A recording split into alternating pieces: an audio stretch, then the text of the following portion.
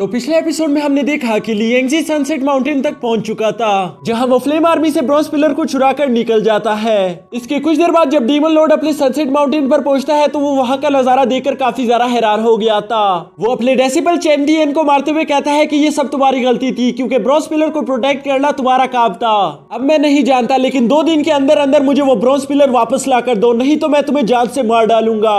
और ये कहते ही वो वहां से चला गया था। जिसके बाद चैंपियन गुस्से में कहता है कि मेरा ब्रॉन्ज पिलर जिसने भी चुराया है उसे इस बात की बहुत बड़ी कीमत चुकानी होगी। अब आगे तो नेक्स्ट एपिसोड शुरू होता है उसी मेडिकल विलेज वाले बोनो से, जो कि लिएंगजी को ढूंढते ढूंढते स्वीट पोटैटो सिटी तक आ चुके थे। तभी उनमें से एक बोना कहता है कि जैसा हमने लिएंगजी से वादा किया था, हम उससे मिलने के लिए उसकी सिटी आ गए, लेकिन वो आखिर है कहाँ। तभी हमें लिएंगजी का सीन दिखाया जाता है, जो कि सिटी से बाहर एक इनविजिबल पोर्टल को उस ब्रॉन्ज पिलर की मदद से क्लोज करने की कोशिश कर रहा था। जबकि हम यहाँ दूसरी तरफ उसी अनजान लड़की को देखते हैं जिसका नाम हिकारी था। वो अपने फादर के सिराने बैठकर रोते हुए उससे पूछती है कि आपने आखिर अचानक से उस ब्रॉन्ज पिलर को एक्टिवेट करने की जिद क्यों की। मुझे नहीं पता कि आप क्यों उस ब्रॉन्ज पिलर को एक्टिवेट करने के लिए गए, जिसकी वजह से आपकी ये हालत हो गई, लेकिन इसके बावजूद भी आप नहीं रुके और आपने वो ब्रॉन्ज मेडल मुझे दे दिया ताकि मैं आपका काम आगे पूरा कर सकूं। इसके बाद वो इमोशनल होकर रोना शुरू कर देती है और रोते हुए कहती है कि आखिर क्यों, आपने ऐसा क्यों किया। यहाँ हम देखते हैं कि हिकारी के हाथ में जो ब्रॉन्ज मेडल था उसने बहुत तेजी के साथ चमकना शुरू कर दिया था, और इसी वजह से हिकारी को लिएंगजी का एक विजन दिखाई देता है, जहाँ वो ब्रॉन्ज पिलर की मदद से उस पोर्टल को क्लोज करने की कोशिश कर रहा था। ये देखने के बाद हिकारी हैरानी के साथ कहती है कि पापा, क्या आपने भी वो सब देखा जो कि अभी अभी मैंने देखा। मुझे लगता है कि अब मुझे मालूम है कि वो ब्रॉन्ज पिलर कहाँ होगा, तो इसलिए मैं उसे ढूंढकर आपका इलाज जरूर करूंगी। और ये कहकर वो फौरन लिएंगजी को ढूंढने के लिए वहां से निकल जाती है। इसके बाद हम नेक्स्ट सीन में देखते हैं कि लिएंगजी अपनी फ्लाइंग सोर्स पर एक तरफ बहुत तेजी के साथ जा रहा था। साथ ही उसके ग्लू ग्लैन का एक सर्वेंट भी पानी में उसके साथ साथ बहुत तेजी के साथ आगे बढ़ रहा था। लिएंगजी उसे कहता है कि अगर तुमने सच में डीमन लॉर्ड को ढूंढ लिया है तो ये तो तुमने बहुत अच्छा काम किया और मैं इसके लिए तुम्हें बहुत बड़ा इनाम दूंगा। यहाँ दोस्तों मैं आप लोगों को आसान लफ्जों में बताऊं तो वो ग्लू ग्लैन का मेंबर पेट्रोलिंग कर रहा था, तभी उसको कहीं पर डीमन लॉर्ड दिखाई देता है, तो इसलिए वो फौरन से लिएंगजी को यहाँ पर ले आया था ताकि वो उसको डीमन लॉर्ड के बारे में बता सके। और लिएंगजी भी उस डीमन लॉर्ड से मिलने के लिए इतना ज्यादा एक्साइटेड इसलिए था ताकि वो उसे वहां पर मार सके। अब वो सर्वेंट लिएंगजी को अचानक से कहता है कि ये वही जगह है जहां पर मैंने उस डीमन लॉर्ड को देखा था। जिसके बाद लिएंगजी उस डीमन लॉर्ड को ढूंढना वहां पर शुरू कर देता है, जबकि वो सर्वेंट वापस अपनी पोजीशन पर चला गया था। अब कुछ देर की तलाश के बाद जब लिएंगजी को वहां पर कुछ नहीं मिलता तो वो कहता है कि सनसेट माउंटेन तो यहाँ से काफी ज्यादा दूर है, यानी कि अगर यहाँ पर कोई चल कर आए तो उसे यहाँ तक पहुँचने में काफी ज्यादा दिन लग जाएंगे। लेकिन तभी अचानक से उसके माइंड में ये बात आ जाती है कि हो सकता है कि वो किसी पोर्टल का इस्तेमाल करके यहाँ पर पहुंचे हो, जिसके साथ ही लिएंगजी ने वहां पर किसी तरह के पोर्टल को ढूंढना शुरू कर दिया था। तभी वो अपने चेहरे के सामने कुछ ग्रीन एनर्जी को महसूस करता है, जिसके साथ ही उसकी नजरें आसमान की तरफ चली गई थी, जहां उसकी नजरों के सामने एक बहुत बड़ा पिंक कलर का पोर्टल ओपन हो जाता है। उसे देखकर लिएंगजी काफी ज्यादा हैरान हो गया था। लिएंगजी अभी भी उस पोर्टल को देख रहा था कि तभी वो अपने पीछे किसी को महसूस कर लेता है, जिसकी वजह से उसने फौरन अपनी तलवार निकाल ली थी। और हम देखते हैं कि वो डीमन लॉर्ड का डेसिबल चैंपियन था, जिसने फौरन से लिएंगजी पर हमला कर दिया था, लेकिन लिएंगजी उसे अपनी तलवार से ब्लॉक करके पीछे हटा देता है। यह चैंपियन लिएंगजी से कहता है कि तुम तो वही हो ना, स्वीट पोटैटो सिटी के नए लॉर्ड। लिएंगजी उसकी ये बात सुनकर कहता है कि हाँ मैं तो वही हूँ, लेकिन तुम कौन हो। जिस पर चैंपियन कहता है कि वही जो आज तुम्हें यहाँ पर जान से मार डालेगा।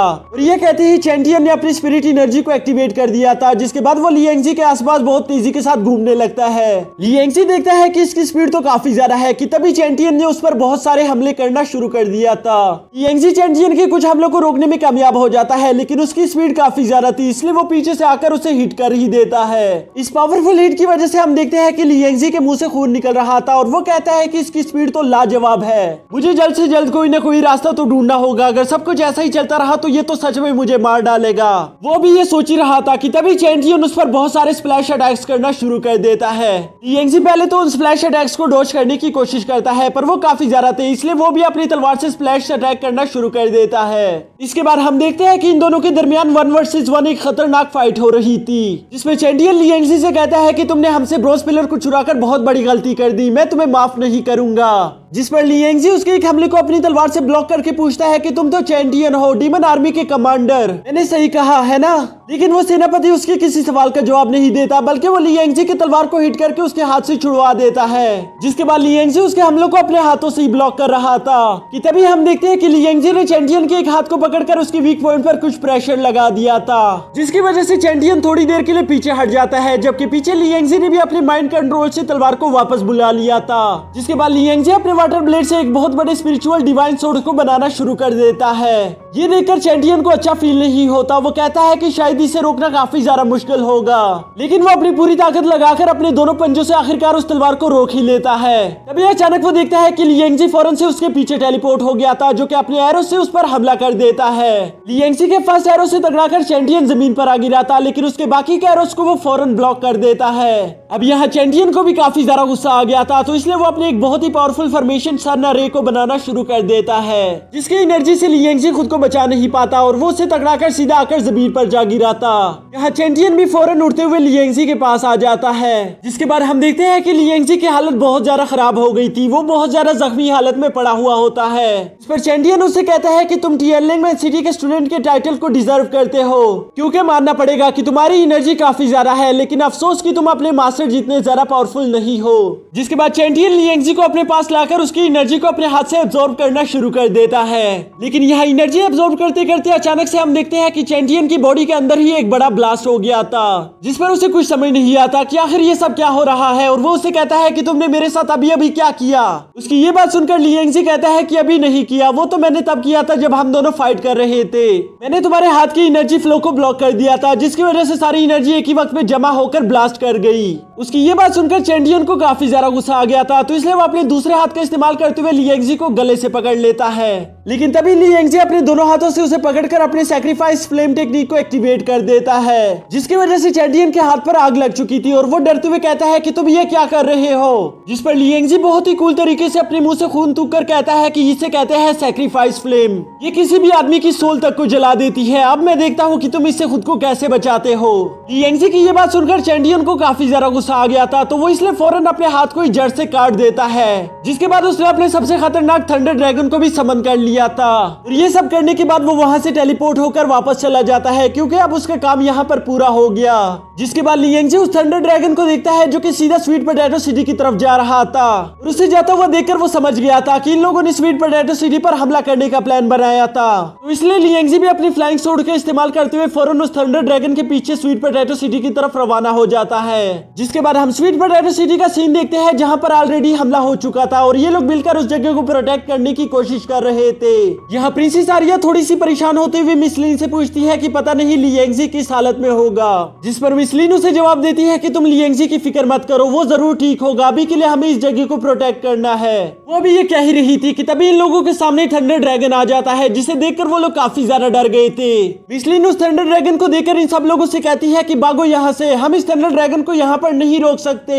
जो सुनकर वो सब लोग उस दीवार से छलांग लगा देते हैं, जबकि मिस लिन और प्रिंसेस आर्या भी उसे रोकने की कोशिश कर रही थी कि तभी लियांगजी भी उस थंडर ड्रैगन के सामने आ जाता है, जिसने अपनी सारी ताकत लगा दी थी उस ड्रैगन को रोकने के लिए। लेकिन वो उस थंडर ड्रैगन को रोक नहीं पाता, जिसकी वजह से वो लोग सीधा जाकर उस दीवार से टकरा गए थे। इस वजह से वहां पर एक बहुत बड़ा ब्लास्ट होता है, जिसका धुआं हटने पर हम देखते हैं कि वो दीवार पूरी तरह से चकनाचूर हो चुकी थी, जबकि साथ ही साथ लियांगजी ने उस थंडर ड्रैगन को भी वहां पर खत्म कर दिया था। इसके बाद ये सब लोग मिलकर वहां मलबे में लियांगजी को ढूंढना शुरू कर देते हैं, जिसको काफी ज्यादा तलाश के बाद आखिरकार नेजी ढूंढ लेता है और वो सबको बताता है कि मुझे मास्टर मिल गए, लेकिन वो काफी ज्यादा जख्मी हालत में है। पता नहीं वो सरवाइव कर पाएंगे या नहीं, तो इसलिए जल्दी से जल्दी हमारे मेडिकल टीम को तैयार करो। जिसके बाद हम लास्ट सीन देखते हैं कि वो मेडिकल विलेज वाला छोटा सा बोना लियांगजी को चेक कर रहा था। और इसी के साथ हमारा ये एपिसोड भी खत्म हो जाता है। तो अगर आप लोगों को ये वीडियो देखकर जरा से भी खुशी हुई या मजा आया, तो वीडियो को लाइक कर देना, चैनल को सब्सक्राइब करके साथ ही साथ बेल आइकन को भी प्रेस कर देना, ताकि हमारे आने वाले मजेदार वीडियोस की नोटिफिकेशन आप लोगों को वक्त पर मिल सके।